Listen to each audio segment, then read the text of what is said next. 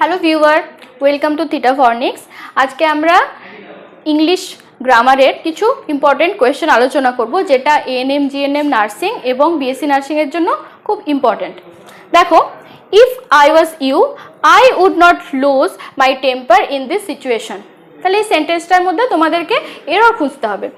দেখো, ইফ দিয়ে যেই কন্ডিশনাল সেন্টেন্সটা শুরু হয়, সেক্ষেত্রে যদি দেখো কোনো ইমাজিনারি সিচুয়েশন,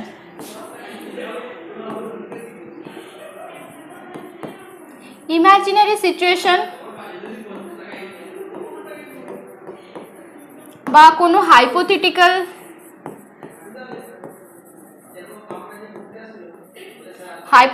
সিচুয়েশন বা কোনো আনরিয়েল সিচুয়েশন হয়, সেক্ষেত্রে আমাদেরকে একটা ফিক্সড ভার্ব ইউজ করতে হবে, সেটা হচ্ছে ওয়্যার। সেটা গ্রামারের অন্যান্য নিয়মকে যদি কন্টিনিউ নাও করতে পারে, তাও আমাদেরকে ওয়্যারই ইউজ করতে হয়। যেমন ধরো, আমি এক্সাম্পল দিচ্ছি, if I were bird I would fly away. যদি আমি পাখি হতাম, আমি উড়ে যেতাম। তাহলে আমার পাখি হওয়াটা খুবই আনরিয়াল এবং ইমাজিনারি একটা কন্ডিশন। সেক্ষেত্রে আই ওয়াজ জেনারেলি হয়, বাট আমাদেরকে ইউজ করতে হবে আই ওয়্যার। সেই রকম সেন্টেন্সটার ক্ষেত্রে দেখো, ইফ আই ওয়াজ ইউ, আমি যদি তুমি হতাম, এটা বাস্তবে পসিবল নয়। এই হাইপোথেটিক্যাল সিচুয়েশনটার জন্য ইফ আই ওয়াজ এর ক্ষেত্রে হবে ইফ আই ওয়্যার ইউ।